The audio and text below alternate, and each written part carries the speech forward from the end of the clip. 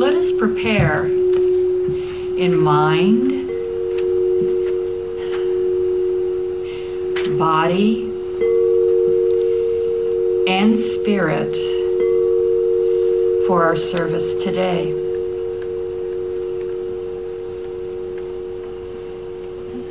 Today's reading comes from Joyous Living Journal by Petra Welds and Christian Sorensen. You have an inner knowing, a cosmic GPS. Somewhere within you, you know what to do, what is right, how to proceed. It is your ability to know as God knows, see as God sees, without the need for rational thought or explanation. This inner knowing may conflict with how you have figured it out or with what is prudent and acceptable. Sometimes intuition takes you on a wild journey across the landscape of your life.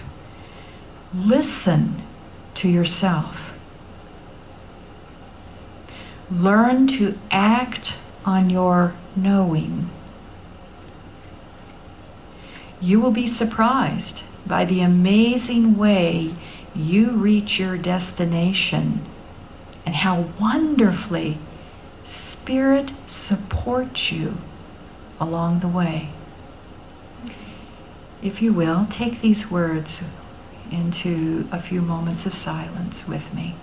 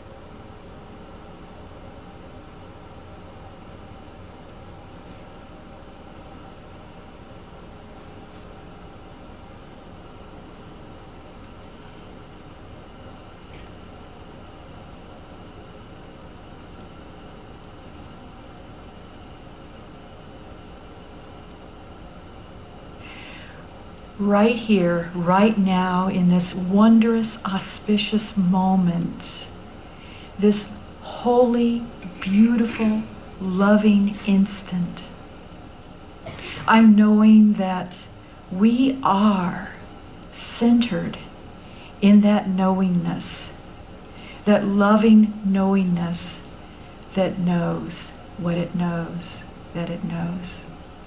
I'm knowing that this entire service is in divine right order, that our children in the back are uplifted and inspired with love and wisdom. And I'm knowing that everyone who participates in this service is fed and is inspired and is nurtured. I'm knowing that Reverend Cece is inspired, that the very spirit, the divine within her, within all of us, speaks true through her. I give thanks for this powerful moment, this powerful day, this incredible time that we are here together. And I say, thank you. So be it, and so it is.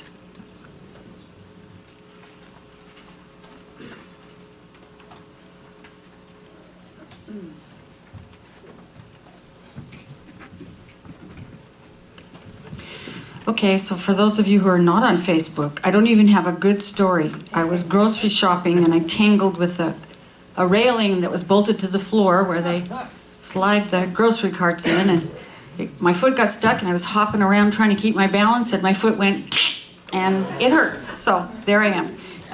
Not much to do about it except try not to go up and down stairs too much.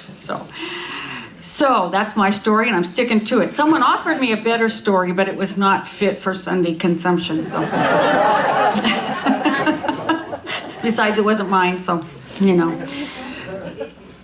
So it's May, it's the first Sunday of a new month, and our theme this month is living from the intuitive side. So we'll be talking all month except for next Sunday, which is Mother's Day, about how to tune in to what is sometimes called that still small voice within, the voice that will guide us unerringly forward into our own expansion, into our own growth and evolution. And it's also available to help us just get through daily life, which is a wonderful thing because sometimes we really, could use some help. I think all of us could. So we'll be talking about what it is and how to recognize it and then how to follow it no matter what. No matter what rises up in us that says, no, turn around and go back. All of those kinds of things. And the reason that we're concerned with tuning into our intuitive side is, well, there are lots of reasons. Firstly, it is a way to find out who we really are, because we're so much more than our brain tells us we are. We're so much larger. And the intuitive side is an opening into that larger self. It's also the doorway into the larger wisdom to which we have access.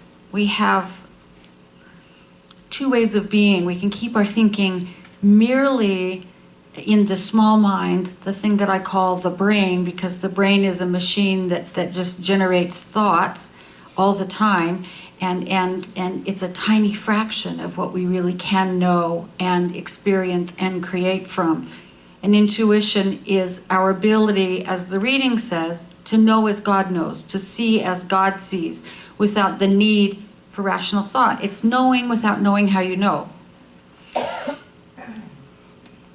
So the mind of God is what we have access to, and you can call that by whatever name you want to. The universal intelligence, the entirety of collective consciousness, you can call it anything you want, but it's obviously a lot bigger than what our small individualized self can know. The third thing is that living from intuition guides us into our own evolution. It guides us into becoming that larger being that we're here to become.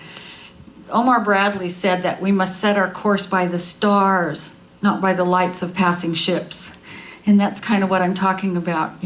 If each of us are on a path that is individualized to us, that is the path that takes us to becoming all that we can become and giving all that we came here to give, our unique gifts, our unique talents, living our unique expression of that one divine life.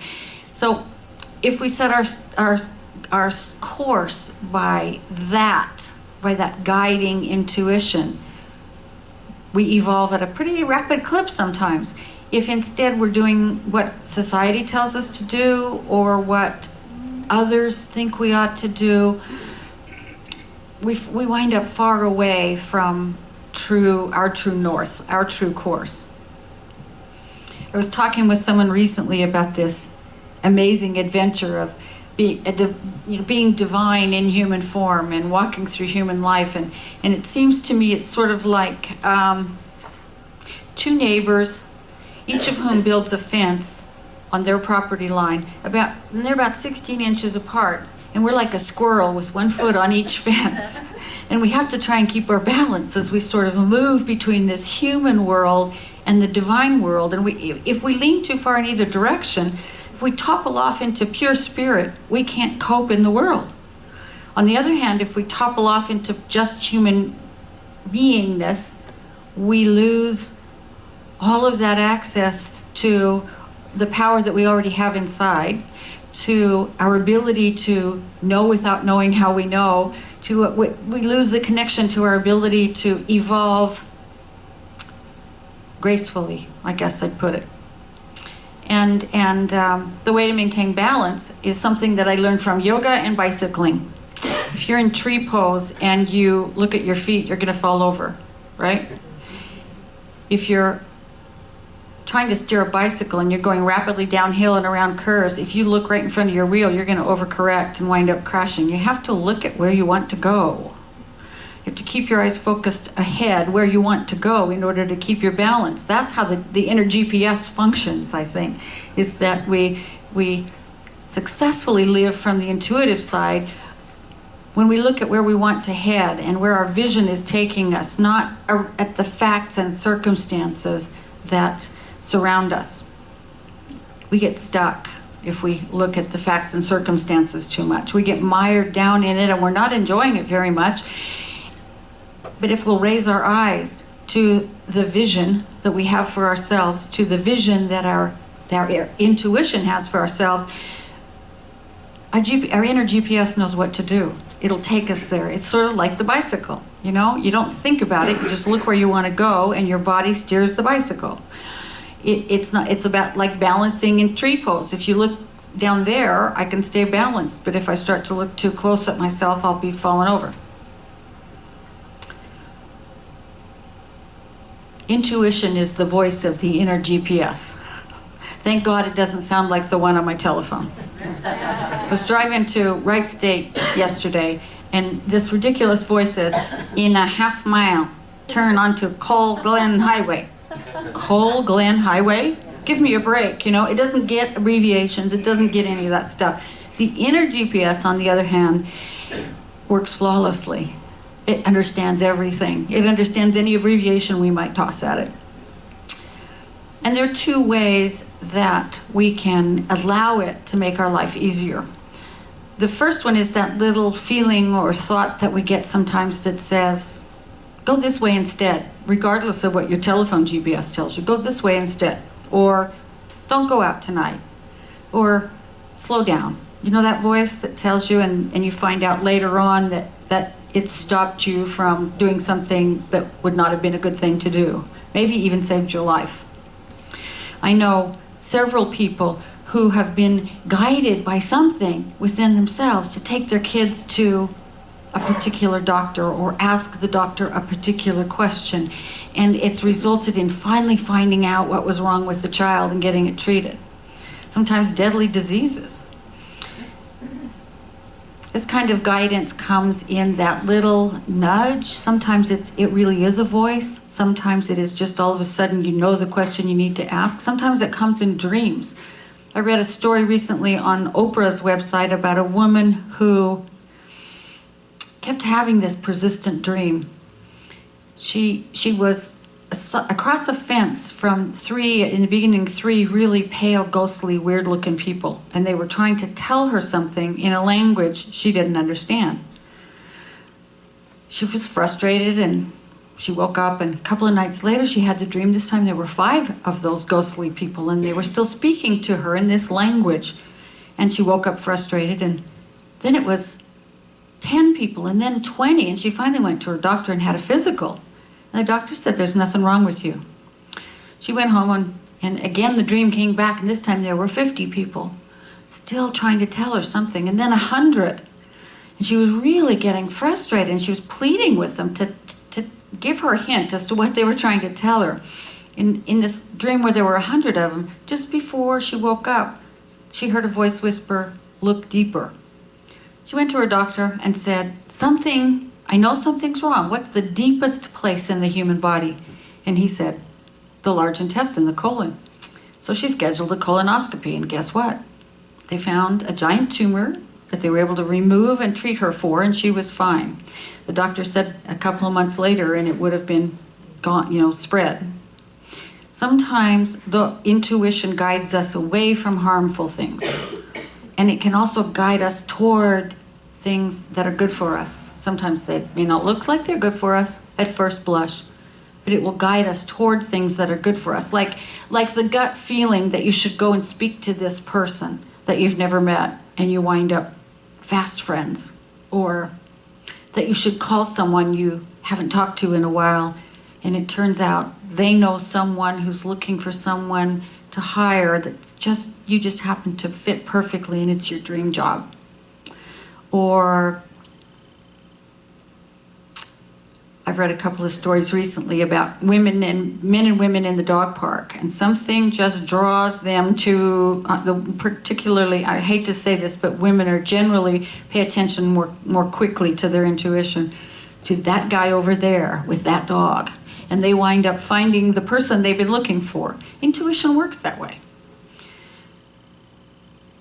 The other thing it does is gently at first, guide us in the direction of our own evolution. This is the place where I think, hi little bug, this is the place where I think it's particularly important, I don't want to kill him, to keep our eyes on where we're going. If we can keep our eyes on where we're going as we're being guided in our own evolutionary process, the cosmic GPS will take us all sorts of places. And that kind of rapid expansion scares the human part of us. This leg on the fence is going, whoa, stop. And this leg is going, let's go, let's go, let's go. In the beginning, the guidance is gentle. And if we don't pay attention to it, it gets a little louder. If we don't pay attention to it, it gets a little louder. And if we don't pay attention to it, it becomes not a cosmic GPS, but a cosmic 2x4. And we've all experienced that, haven't we? Like, how many times do I have to tell you, go that way? Today's reading says, this inner knowing may conflict with how you have it figured out. Yeah. Or with what is prudent and acceptable. Sometimes intuition takes you on a wild journey across the landscape of your life. That's the wild journey that scares us, but really grows us. Really causes us to evolve. Or you can take him outside. Yes. Thank you, Kathy. He's harmless. He's just a little shield beetle.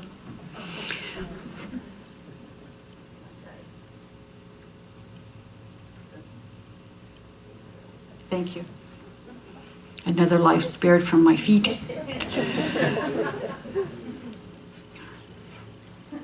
So sometimes we'll get an urge to look into something, to study something, to go somewhere. And as soon as we cross from what we already know into where we're becoming, the wild journey starts.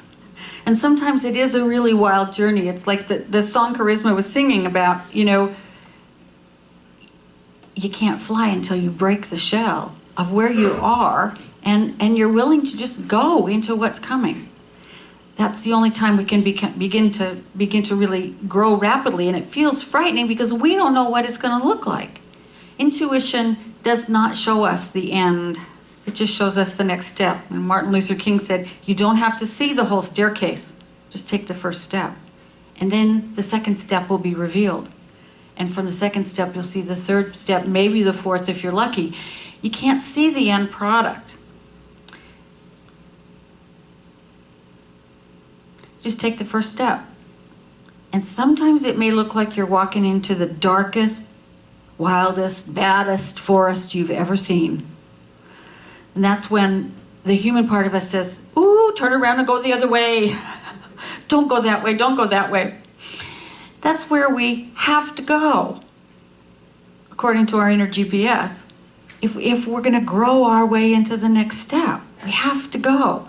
The really wonderful thing is if we just take that step, pause and listen, take the next step, pause and listen, trying to stay connected to that intuitive part of us, then we get guided through the forest easily and we come out the other side different.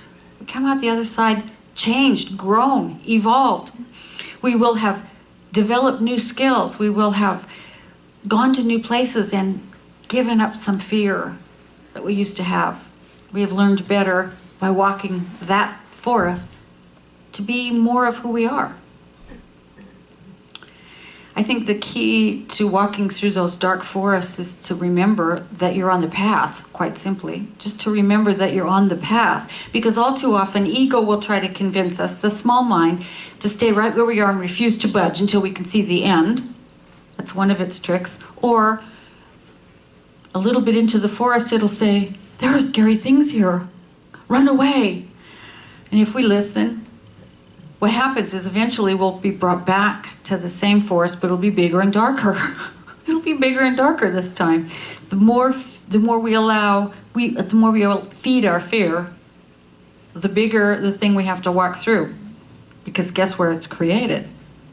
In our own minds. That's where the fear gets created. But here's what I know about the really scary places, the dark, bad, black forests. When I look back at my life, I see in truth that I was truly supported the whole way along, that I was truly led the whole way along. I was led to the dark places where I could open my heart. I was led to the places where I couldn't see where I was going, so I could learn to rely on spirit, to rely on that larger intelligence that I have access to. And I think everybody in here knows that. And if you look back at your life, cast your mind back along your history and just note the dark places and see what you came out of the other side with. It's amazing. It's amazing. And you know the other thing? You're here. Wiser, stronger, brighter. So you were supported, or you wouldn't be here now. Something got you through, something guided you. I think in this, when we do that little backward glance and look at particularly the places that seemed dark at the time through which we came with greater light. Today's reading said, listen to yourself, learn to act on your knowing. You will be surprised by the amazing way you reach your destination and how wonderfully Spirit supports you along the way. It really, truly does. A lot of you will say that you don't know what your intuitive guidance system sounds like or how to access it. And this may sound flip, but really, truly, I suggest you just ask. You just ask. Whatever it is you're about to do, ask for guidance and then pause for a minute and see what happens. See what you're guided or if there's even a little urging to go a certain way or do a certain thing or pick up a certain book. And know that in a couple of hours and days, as time goes on, more guidance will come to you. And just keep your eyes and heart open to see how it comes. You know, I mean, sometimes it's that book that falls off the shelf, open to a page, and you go, wow, that's exactly what I needed. Sometimes, I know because you tell me afterwards, sometimes you come here and something in the message is just the key to the lock you're facing today. I don't know how that works either. I just know that we're all one. And so you're thinking into my consciousness, and somehow, you know, it comes out. It can come as an interior voice, a mental picture, a strong urge to do something, or a strong visceral reaction. And the visceral reactions can sometimes be particularly those things that warn us away. You know, that initial strong, ooh. If you're in a relationship and your stomach is always knotted up, you might want to pay attention to that. Or if you have a job and every time you walk in, your head starts to hurt. That's a message from your body, because we are body, mind, and spirit all wrapped into one. If you, if there's a situation that you're always clenching your jaw over, it's something to be open to what it's trying to tell you. Just to be open to it. On the other hand, if you're facing a situation and something comes into your mind and you feel lighter, you feel kind of a glow in your belly, ooh, lean into that, baby. That is good. That is a good one. Because, you know, the gut is like our whole sense of how life is going is another way that our inner GPS speaks to us. If we're following and nudging and we're really excited about it, that's wonderful feedback. If on the other hand we're following and nudging and something keeps saying turn left, just try it. You can always go back, just try it. Because that's the other part of it. We ask and then we follow and see what happens.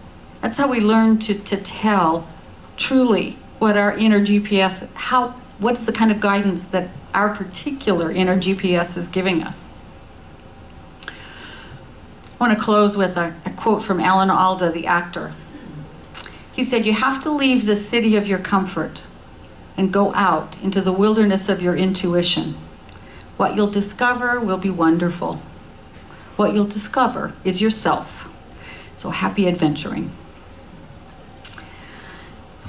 And right now, just join me as we pray together. We pray here not by asking or pleading, but simply by stating the truth, stating what we know to be the spiritual truth about ourselves, about the world, about our situation.